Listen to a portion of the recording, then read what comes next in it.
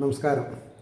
ശ്രീമദ് ഭാഗവതം മൂലം പ്രഭാഷണം ഭാഗം 389 389. ഓം ഗം ഗണപതയേ നമഃ. ഓം സം സരസ്വതേ സ്വാഹ. ഓം ശ്രീ ഗുരുഭ്യോ നമഃ. ഓം ശ്രീ രംഗനാഥശർമ്മണേ നമഃ. നാരായണ നാരായണ നാരായണ നാരായണ നാരായണ നാരായണ നാരായണ നാരായണ നാരായണ നാരായണ നാരായണ. ഓം ശ്രീകൃഷ്ണാർപ്പണമസ്തു. ഓം ശ്രീകൃഷ്ണായ പരബ്രഹ്മണേ നമഃ. ഓം ശ്രീകൃഷ്ണായ പരമാത്മനേ നമഃ. ഹരേ രാമ രാമ രാമ ഹരേ ഹരേ, ഹരേ കൃഷ്ണ കൃഷ്ണ കൃഷ്ണ ഹരേ ഹരേ. ഓം ശ്രീ രുക്മിണി സത്യഭാമാസമേത ശ്രീ ഗോപാലകൃഷ്ണസ്വാമിനേ നമഃ. ശ്രീമദ് ഭാഗവതം ചതുർത്ഥസ്കന്ധം 17-ാം അധ്യായത്തിലെ 31-ാമത്തെ ശ്ലോകം മുതൽക്കാണ് ഇന്ന് പറയേണ്ടത്. ഏതദാവസൃജശ്ചരാചരം സ്വമായയാ ആത്മാശ്രയം ആവിതർക്കയാ തയൈവ സോയം കില ഗോപ്തമുദ്യതാ കഥം नु മാം ധർമ്മപരോ ജിഗാംസതി. ഇതാണ് ശ്ലോകം. അതിൻ്റെ വാക്കാർത്ഥം വരുമ്പോൾ, യാതൊരുവൻ ആത്മാവിനെ ആശ്രയിച്ചിരിക്കുന്നതും ഊഹിച്ചറിവാൻ സാധിക്കാത്തതുമായ, ഊഹിച്ച് അറിയാൻ പറ്റില്ല, എന്നാൽ ലക്ഷണശാസ്ത്രപ്രകാരം അറിയാൻ പറ്റും, അനുഭൂതി മണ്ഡലത്തിൽ അനുഭവങ്ങളായിട്ട് അറിയാൻ പറ്റും. തൻ്റെ മായാശക്തി കൊണ്ട് ചരവും അചരവും ചേർന്നിരിക്കുന്ന ഇതിനെ ആദിയിൽ സൃഷ്ടിച്ചു. ഇവൻ ആ ശക്തിയാൽ തന്നെ രക്ഷിപ്പാനായി കൊണ്ട് ഉത്സാഹിക്കുന്നു. സൃഷ്ടിച്ചവരെ രക്ഷിക്കാൻ ഉള്ള താല്പര്യം ഭഗവാനുണ്ട്. അതിന് നമ്മൾ വശപ്പെടണമെന്ന് മാത്രം. അപ്പോൾ ധർമ്മത്തിൽ തൽപരനായിരിക്കുന്ന അങ്ങ് എങ്ങനെ എന്നെ ഹനിപ്പാൻ ഇച്ഛിക്കുന്നു? ധർമ്മത്തിൽ എല്ലാവരെയും സംരക്ഷിക്കാൻ താല്പര്യമുള്ള അങ്ങക്ക് എങ്ങനെ എന്നെ വധിക്കണമെന്ന് തോന്നണത്? ഭയങ്കര ചോദ്യമായിപ്പോയി. അതുകൊണ്ടാണ് അതിൻ്റെ ഭാവാർത്ഥം ശ്രദ്ധിക്കുക. ഇന്ന വിധം ഇരിക്കുന്നുവെന്ന് അന്യന്മാർക്ക് ആർക്കും ഊഹിക്കുവാൻ കൂടി സാധിക്കാത്തതായ മായാശക്തിയെ കൊണ്ട് ആദിയിൽ ചരാചരാത്മകമായ ഈ കാണപ്പെടുന്ന ലോകത്തെ യാതൊരുവൻ സൃഷ്ടിച്ചുവോ, ആ മായാശക്തിയാൽ തന്നെ പൃഥുസ്വരൂപത്തെ ധരിച്ചിരിക്കുന്ന യാതൊരുവൻ ആ ലോകത്തെ ധർമ്മപ്രകാരം പരിപാലിപ്പാനും ഒരുങ്ങിയിരിക്കുന്നുവോ, ആ ഭവാൻ സർവാശ്രയമായിരിക്കുന്ന എന്നെ അതായത് ഭൂമിയെ ആശ്രയിക്കാത്ത ജീവജാലങ്ങളില്ലല്ലോ. അപ്പോൾ സർവാശ്രയമായിരിക്കുന്ന എന്നെ വധിപ്പാൻ ആഗ്രഹിക്കുന്നത് എങ്ങനെ യുക്തമാകും? വളരെ ഒരു പബ്ലിക് പ്രോസിക്യൂട്ടറാണ് ആര്? ഭഗവതി ഭൂമിദേവി. ആരുടെ മുമ്പിൽ? ഭഗവാന്റെ മുമ്പിൽ. 32-ാമത്തെ ശ്ലോകം. നൂനംബദേശസ്യ സമീഹിതം ജനൈ തന്മായയാ ദുർജയയാ കൃതാത്മഭി ന ലക്ഷ്യതേയസ്ത്വകരോധകാരയദ്യോനേകയേകപരതശ്ച ഈശ്വരാം.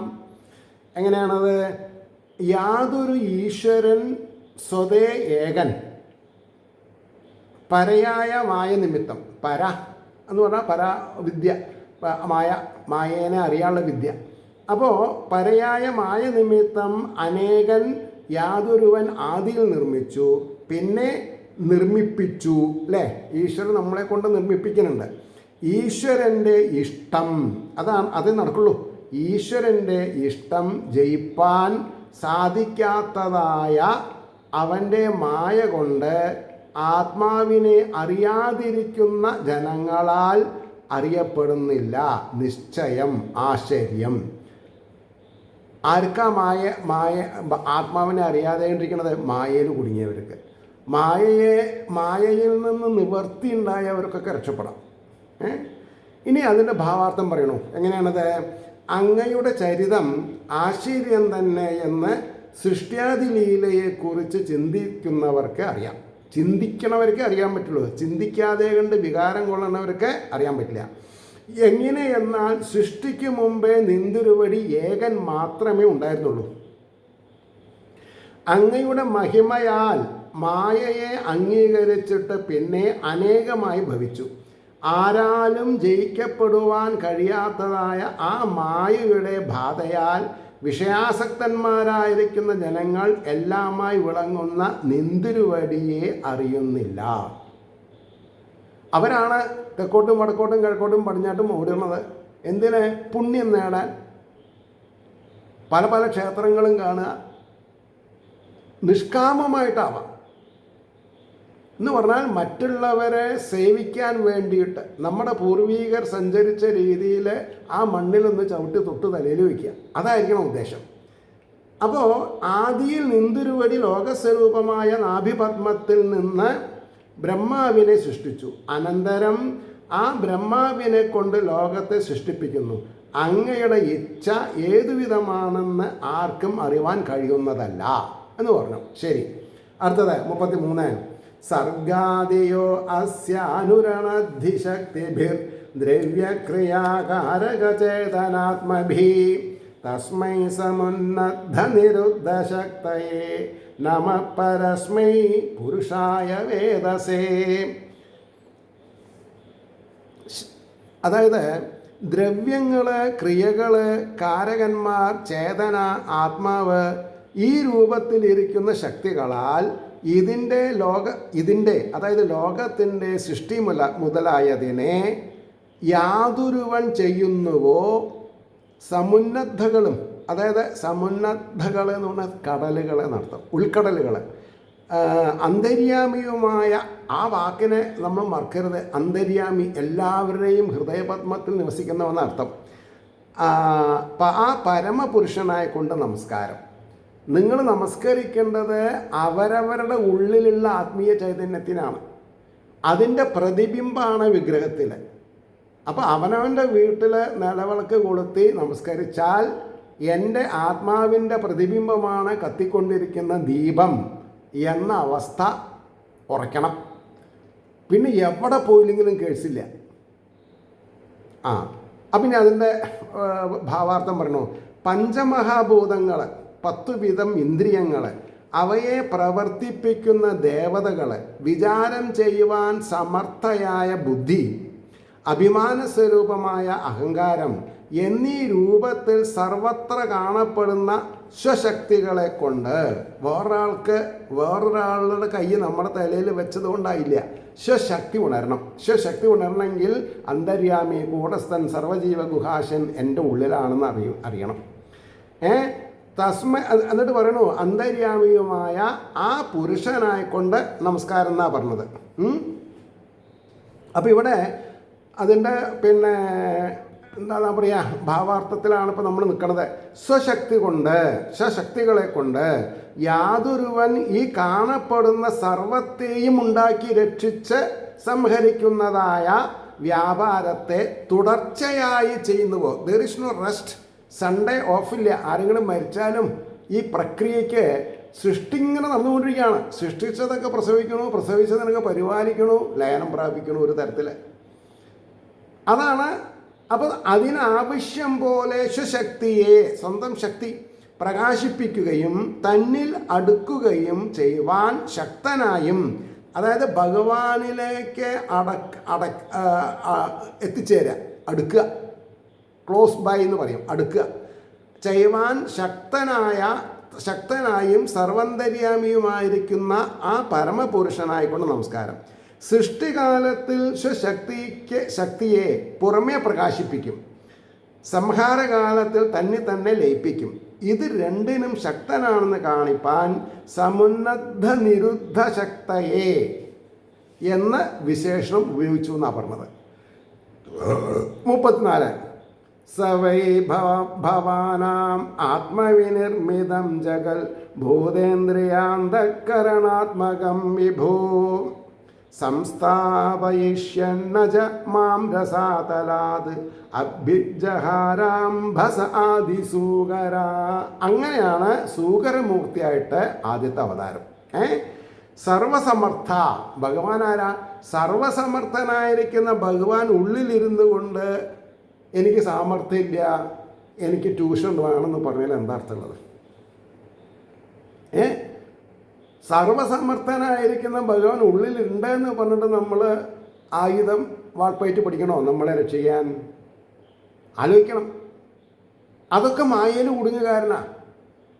അപ്പോൾ ആത്മാവിനാൽ നിർമ്മിക്കപ്പെട്ടതും ഭൂതങ്ങൾ, ഇന്ദ്രിയങ്ങൾ, അന്ധക്കരണം, അഹങ്കാരം എന്നീ സ്വരൂപത്തിലിരിക്കുന്നതുമായ ലോകത്തെ വേണ്ടുന്ന വിധം ഉറപ്പിക്കുവാൻ ഭാവിക്കുന്നവനായിട്ട്, ഹേ ജന്മാതി ശൂന്യനായുള്ളവനെ, ജനിക്കാൻ മരിക്കുക എന്നുള്ളത് ഇല്ല ഭഗവാൻ. പിന്നെ ഈ അവതാരങ്ങളൊക്കെ മായാണ് നടത്തുന്നത്. ഭവാൻ, ആ ഭവാൻ തന്നെ എന്നെ രസാതല പാതാളത്തിൽ നിന്നും ജലത്തിൽ നിന്നും ആദിവരാഹമൂർത്തിയായിട്ട് ഉയർത്തി എന്ന് അങ്ങക്ക് ഓർമ്മയില്ലേ അങ്ങയുടെ കഴിവ് എന്ന് സൂക്ഷ്മമായിട്ടറിയുന്ന ഭൂമിദേവി ഒരു തരത്തിൽ പൃഥുചക്രവർത്തിയെ ടോണ്ടം ചെയ്യണം. ഈ അവതാരത്തിൽ എന്താ അങ്ങ് എന്നെ മറന്നത്? ഞാൻ കൂടെ ഉണ്ടല്ലോ, ഞാൻ തന്നെയല്ലേ അവള്. ഇതൊക്കെ നമ്മുടെ പറഞ്ഞു കഴിഞ്ഞിട്ടുണ്ട്. അപ്പോൾ അതിൻ്റെ ഭാവാർത്ഥത്തിൻ്റെ ഘനം എന്താ നോക്കുക. എല്ലാം ചെയ്യുവാൻ സമർത്ഥനായ ഭഗവൻ നിന്തിരുവടിയാൽ സൃഷ്ടിക്കപ്പെട്ടതും പഞ്ചഭൂതങ്ങൾ, ഇന്ദ്രിയങ്ങൾ, അന്ധക്കരണം, അഹങ്കാരം എന്നിവയുടെ സംഘാതരൂപവുമായി കാണപ്പെടുന്നതുമായ ഈ ലോകത്തെ നിലനിർത്തുവാനായിട്ട് ജന്മാതിരഹിതനായ ഭവാൻ തന്നെ സ്വയിച്ഛയാ ആദിയിൽ, തുടക്കത്തിൽ വരാഹരൂപത്തെ അംഗീകരിച്ച് പാതാളത്തിൽ പ്രവേശിച്ചു. അവിടെ നിന്ന് ജലത്തിൽ കൂടെ എന്നെ മേൽപോട്ട് കൊണ്ടുവന്ന് ഉറപ്പിച്ചില്ലയോ? അങ്ങയ്ക്ക് ചെയ്യുവാൻ കഴിയാത്തത് എന്തിരിക്കുന്നു? ഇത് നമ്മൾ അറിഞ്ഞാൽ പിന്നെ ഞാൻ എന്താ ചെയ്യേണ്ടത് എന്ന് ഗണികനോട് ചോദിക്കണോ? വേണ്ട. അല്ലെങ്കിൽ ആരേനെ വേർപാട് ചെയ്യണത്? ശരീരത്തിൽ നിന്ന്.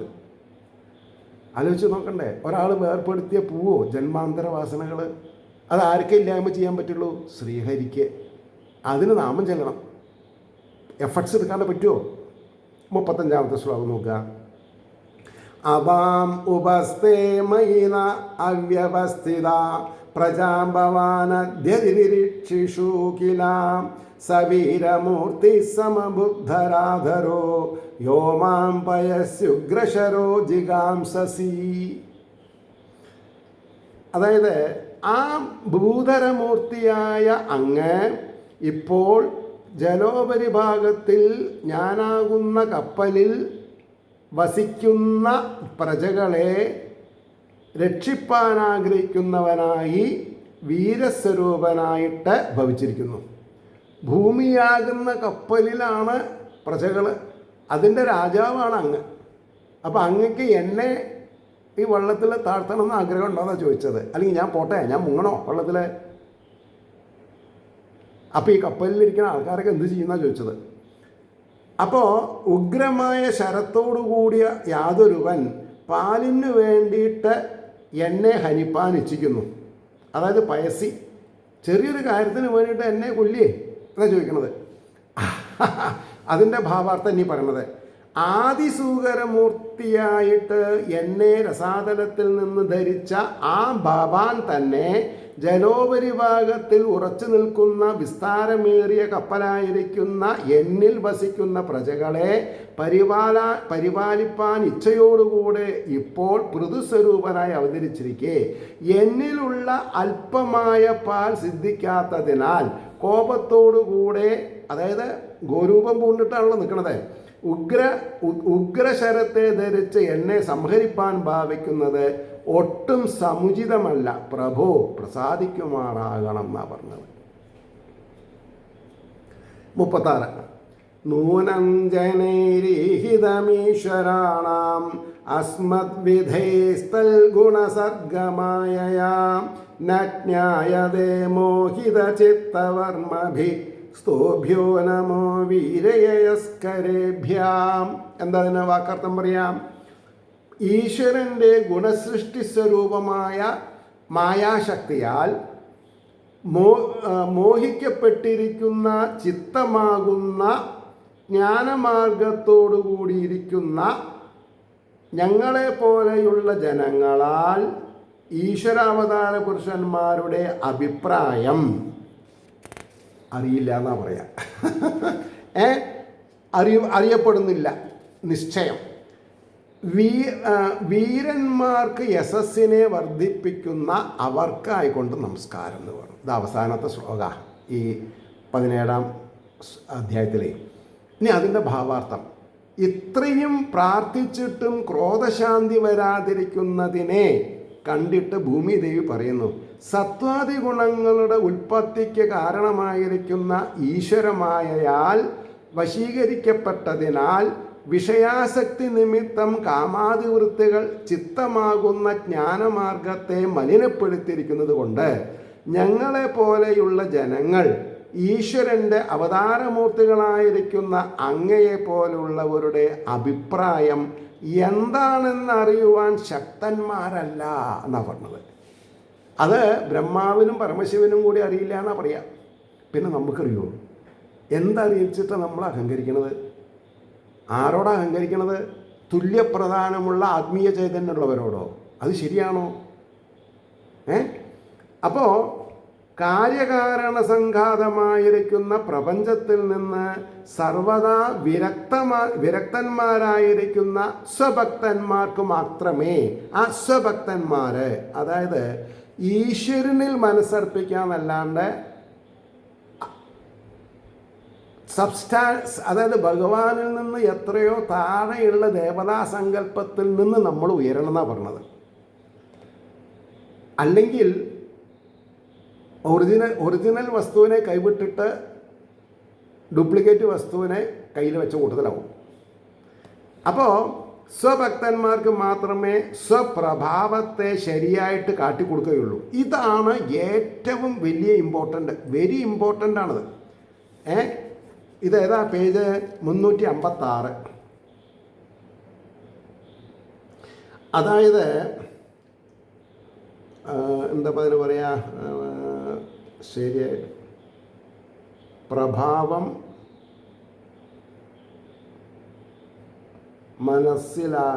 മനസ്സിലാക്കിക്കുക. പഠിച്ചതുകൊണ്ടായില്ല, പഠിച്ച് പാസ്സായതുകൊണ്ടായില്ല. ജോലി കിട്ടണിക്കോളണമെന്നുണ്ടോ? ഇല്ല. ആരെങ്കിലും ഇൻഫ്ലുവൻസ് ചെയ്യണം. ആരേനെ ഇൻഫ്ലുവൻസ് ചെയ്യേണ്ടത്?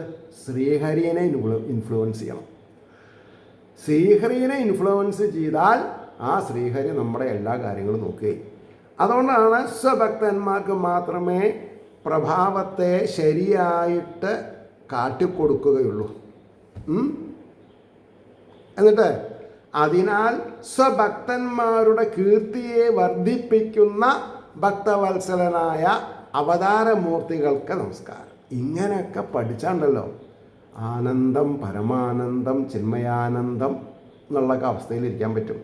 ഇത് ശ്രീമദ് ഭാഗവതേ മഹാപുരാണേ ചതുർത്ഥസ്കന്ധേ കാമപ്രകരപണേ ക്രിയാനിരൂപണം നാമ സപ്തദശോധ്യായ. സർവത്ര ഗോവിന്ദനാമ സങ്കീർത്തനം. ഗോവിന്ദ ഗോവിന്ദ. അപ്പോൾ ഇന്ന് തീയതി എത്ര? 3/6/25. ഇനിയിപ്പോൾ ഇവിടെ ഒരു അക്ഷരപ്രശകുണ്ട്. ചതുർത്ഥ കാമപ്രകരണേ എന്നാണോ പ്രകരപണേ? അപ്പം അത് ഇവിടെ നോക്കിയാൽ അറിയാം. ഏതാ? ചതുർത്ഥ സ്കന്ധത്തിൽ 17-ാം ഇതിൻ്റെ ഹെഡിങ് ഇവിടെ കൊടുത്തിട്ടുണ്ട്. എല്ലാറ്റിലും ഉണ്ടാവുമല്ലോ.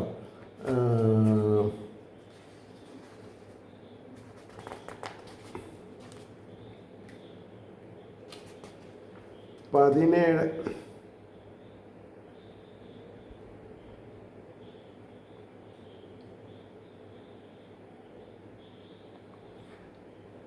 അതത്രേ ഉള്ളൂ. അതായത് പ്രജകൾ ആഹാരദ്രവ്യമില്ലാതെ ദുഃഖിക്കുമ്പോൾ ധാന്യബീജങ്ങളെ പുറത്തേക്ക് വിടാതിരിക്കുന്ന ഭൂമിദേവിയെ വധിപ്പാനൊരുങ്ങിയ പൃഥുവിനെ സാന്ത്വനം ചെയ്യുന്ന ഭൂമിദേവിയുടെ വചനം എന്നേ ഉള്ളൂ. അപ്പോൾ ഇവിടെ പ്രകരപണേ എന്നല്ല, പ്രകരണേ എന്നുള്ളൂ. ആ പാന്നുള്ളത് മാറ്റാം, ഡിലീറ്റ് ചെയ്യാം. അപ്പോൾ പ്രകരണേ ക്രിയാനിരൂപണം നാമ സപ്തദശോധ്യായ. സർവത്ര ഗോവിന്ദ നാമ സങ്കീർത്തനം. ഗോവിന്ദ ഗോവിന്ദ എന്നായി. ഇനി നമ്മൾ സമയം കളയണ്ട, കുറച്ച് 18-ാം അധ്യായത്തിലത്തെ പറഞ്ഞിട്ട് നിർത്താം. ഓം നമോ ഭഗവതേ വാസുദേവായ. ശ്രീമദ്ഭാഗവതം ചതുർത്ഥസ്കന്ധം 18-ാം അധ്യായം. മൈത്രേയ ഉവാച. ശ്ലോകം നമ്പർ 1. ഇത്തം പൃഥും അഭിഷ്ടൂയ രുഷാ പ്രസ്ഫുരിതാധരം പുനരാഹാവനിർഭീതാ സംസ്തഭ്യാത്മാനമാത്മന. അതാണ് ശ്ലോകം. അതായത് ക്രോധത്താൽ പ്രകർഷേണ സ്ഫുരിക്കുന്ന അധരത്തോടു കൂടിയ പൃഥുവിനെ, പൃഥു എന്ന് തന്നെ വേണം, പൃഥുവിനെ, ഇവിടെ പ്രാണ അക്ഷര തെറ്റാ, പൃഥുവിനെ ഇപ്രകാരം സ്തുതിച്ചിട്ട് ഭയപ്പെട്ടിരിക്കുന്ന ഭൂമി മനസ്സിനെ ബുദ്ധി കൊണ്ട് ഉറപ്പിച്ചിട്ട് പിന്നെയും പറഞ്ഞു പിന്നെയും. കാരണം ഇൻഡയറക്റ്റായിട്ട് ഭർത്താവിനെ എന്താ പറയുക, ഓർമ്മപ്പെടുത്താനുള്ള കാര്യങ്ങൾ. അപ്പോൾ കുറച്ച് വാശി കൂടുക അവിടെ. അതാണ് പിന്നെയും പറഞ്ഞു എന്ന് പറഞ്ഞത്. 18-ാം അധ്യായത്തിൽ കർമ്മത്തിൻ്റെ ഫലമായ കാമപൂർത്തി പൃഥുവിന് സിദ്ധിച്ചതിനെ വിവരിക്കണം. മൈത്രേയർ പറഞ്ഞു, ഇപ്രകാരം സ്തുതിച്ചിട്ടും ക്രോധം ശമിക്കാത്തത് കൊണ്ട് ഏറ്റവും ചലിക്കുന്ന വറച്ചുകൊണ്ടിരിക്കുന്ന ചുണ്ടുകളോടുകൂടിയ പൃഥു ചക്രവർത്തിയെ കണ്ടിട്ട് ഭൂമിദേവി ഭയം ശമിക്കാതെ വീണ്ടും ചിന്ത ചെയ്തു ചിന്ത ചെയ്തിട്ടാണ് പറഞ്ഞത്, വെറുതെ എന്തെങ്കിലും പറയല്ല. പ്രജകൾക്ക് വേണ്ടുന്ന അന്നം സിദ്ധിക്കാതെ കോപം ശമിക്കുകയില്ലെന്നറിഞ്ഞു. അതിനുള്ള ഉപായത്തെ ഭൂമിദേവി ബുദ്ധി കൊണ്ട് നിശ്ചയിച്ചു. ഇപ്രകാരം കർത്തവ്യത്തെ നിശ്ചയശേഷം മനസ്സിനെ ഉറപ്പിച്ച് പിന്നെയും പറഞ്ഞു. രണ്ടാമത്തെ ശ്ലോകം നോക്കുക. സന്നിയശ്ചാഭിഭൂമന്യം നിബോധസ്രാവിതം ച മേ സർവദസാരമാദത്തെ യഥാ മധുകരോ ബുധ. ഇതാണ് ശ്ലോകം. അപ്പോൾ അതിൻ്റെ വാക്കാർത്ഥം എങ്ങനെ പറയാം? ഹേ പ്രഭോ, ക്രോധത്തെ നിശേഷം അടക്കിയാലും, അതാണ് ക്രോധത്തെ നിശേഷം അടക്കിയാലും എന്നാൽ കേൾപ്പിക്കപ്പെടുന്നതിനെ, ഞാൻ പറഞ്ഞുകൊണ്ടിരിക്കുന്നതിനെ നന്നായി ധരിക്കുകയും ചെയ്യുക. ഞാൻ പറഞ്ഞത് ശരിക്കും മനസ്സിലാക്കുമെന്നാണ് പറഞ്ഞതേ. അറിവുള്ളവൻ വണ്ടെന്നതുപോലെ എല്ലാറ്റിൽ നിന്നും സാരത്തെ എടുക്കുന്നു. ഇത് വളരെ മനസ്സിലാക്കേണ്ട കാര്യമാണ്. ഒരു പൂവിനെ ഞാൻ എടുക്കുള്ളൂ എന്ന് പറഞ്ഞാൽ പറ്റില്ല. വണ്ടിൻ്റെ ദാഹം മാറ്റാൻ വണ്ട് എല്ലാ പൂവിൽ നിന്ന് രസം കഴിക്കും. പക്ഷേ ഉന്മത്തനായിട്ട് താമരയിൽ ഉറങ്ങിപ്പോയാൽ ചിലപ്പോൾ ആന വന്ന് ഭക്ഷിച്ചു എന്ന് വരും. താമര വളയങ്ങളെ ഭക്ഷിക്കുമ്പോൾ നോൺ വെജിറ്റേറിയൻ ആവും ആനയുടെ വായിലുണ്ടാവുക. അപ്പോൾ എന്ത് വേണം? ബാലാനാം യുവാനാം വൃദ്ധാനാം, 3 അവസ്ഥകളിലുള്ളവരിൽ നിന്നും ഉപദേശങ്ങളെ സ്വീകരിക്കണം എന്നാണ്. അല്ലാണ്ട് ബാലന്മാർ പറഞ്ഞാൽ കേൾക്കണ്ട, വൃദ്ധന്മാർ പറഞ്ഞത് കേൾക്കണ്ട എന്നല്ല പറഞ്ഞിട്ടുള്ളത്. അതുകൊണ്ടാണ് പറഞ്ഞത് എല്ലാറ്റിൽ നിന്നും, എല്ലാവരിൽ നിന്നും സാരത്തെ എടുക്കണം എന്ന് പറഞ്ഞത്. അപ്പോൾ അതിൻ്റെ ഭാവാർത്ഥം എങ്ങനെ വരിക? ഭൂമിദേവിയുടെ വചനം ഇത് മുതൽ 10 ശ്ലോകം. അല്ലയോ പ്രഭോ, അങ്ങ് ക്രോധത്തെ മുഴുവൻ അടക്കണം. അതായത് കാമക്രോധ മത മത്സര ലോഭ ഭയ, അത് ഈശ്വരനാണെങ്കിലും ദേവന്മാർക്കാണെങ്കിലും മനുഷ്യന്മാർക്കാണെങ്കിലും ഇനി അസുരന്മാർക്കാണെങ്കിലും രാക്ഷസന്മാർക്കാണെങ്കിലും സ്ത്രീകൾക്കാണെങ്കിലും പുരുഷന്മാർക്ക് ഒക്കെ മോശം. അതുകൊണ്ടാണ് ക്രോധത്തെ മുഴുവനും അടക്കണം. ഞാൻ ബോധിപ്പിക്കുന്നതിനെ മനസ്സിരുത്തി ധരിക്കുകയും വേണമെന്നാ. ഞാൻ പറയുന്നതിൽ കാര്യമുണ്ടോ ഇല്ലയോ എന്ന് ആലോചിച്ച് തീർച്ചപ്പെടുത്തുക. ആലോചിക്കണം. വണ്ടുകൾ പുഷ്പങ്ങളിലുള്ള മധുവിനെ മാത്രം സ്വീകരിക്കുന്നു, ചെടികളിലുള്ള മുള്ള മുതലായ ദോഷാംശങ്ങളെ എടുക്കാറില്ല. അപ്പോ എന്താണ് ഒരു വിവരണം ഇല്ലേ? പൂവിൽ നിന്ന് രസം എടുക്കണമെന്നല്ലാണ്ട് മുള്ളിൻ്റെ മുകളിൽ പോയിരിക്കുമോ? അല്ലെങ്കിൽ മുള്ള് തെറിച്ചിട്ട് ഏതെങ്കിലും വണ്ട് ചത്തിട്ടുണ്ടോ? നമ്മൾക്ക് പൂവിറക്കാൻ പോകുമ്പോൾ റോസാ ചെടിയിൽ നിന്ന് നമ്മുടെ കയ്യിൽ മുള്ള് കയറിയിട്ട് ചോര വന്നിട്ടുണ്ട്, കരയണ ആൾക്കാരുണ്ട്. അപ്പോൾ പറഞ്ഞു, അതുപോലെ വിദ്വാനും ഒരുവൻ്റെ വാക്കിലുള്ള സാരത്തെ ധരിക്കണം. സാരത്വം, സാരവാൻ അല്ലേ? ത്യാജാംശത്തെ ഗണിക്കേണ്ടതാണ്. അതായത് ത്യാജാംശത്തെ ഒരാൾ എന്തൊക്കെയോ പറയണം, അതിൽ ത്യജിക്കേണ്ടതിനെ ത്യജിക്കുക, ഉൾക്കൊള്ളേണ്ടതിനെ ഉൾക്കൊള്ളുക. അതിനാണ് ഭഗവാൻ 2 ചെവി തന്നിട്ടുണ്ട്. ഒന്നിനെ കേൾക്കാനും ആവശ്യമില്ലാത്തതിനെ പുറത്ത് കളയാനും. ക്രോധം മുഴുവനും അടക്കാഞ്ഞാൽ കലുഷിതമായ ചിത്തത്തിൽ എൻ്റെ വചനം പ്രവേശിക്കുകയില്ല. അപ്പം ചിത്തത്തു കൂടെയാണ് ബുദ്ധിയിലേക്ക് പോവുക. ക്രുദ്ധനായിരിക്കുന്ന അങ്ങയുടെ മുമ്പാകെ വേണ്ടതുപോലെ ഉണർത്തിപ്പാൻ എനിക്ക് സാധിക്കുകയുമില്ല. അതിനാൽ 2 ഭാഗത്തെയും സംരക്ഷിപ്പാൻ ക്രോധം അടക്കേണ്ടത് അത്യാവശ്യമാണെന്ന് സാരം എന്നാണ് പറഞ്ഞത്. അവിടെ നിർത്താം. ഏവർക്കും ശ്രീഹരിയുടെ അനുഗ്രഹാശിസ്സുകൾ നിർലോഭം ഉണ്ടാവട്ടെ എന്ന് പ്രാർത്ഥിച്ചുകൊണ്ട് വാക്കുകൾ ഉപസംഹരിക്കുന്നു. നമ്മുടെ ഓരോരുത്തരുടെയും പ്രാർത്ഥന ലോകാ സമസ്ത സുഖിനോ ഭവന്തു ആയിരിക്കട്ടെ എന്നുകൂടി സ്മരിച്ചുകൊണ്ട് വാക്കുകൾ ഉപസംഹരിക്കുന്നു. നമസ്കാരം. നാളെ കാണാം. അമ്മോ.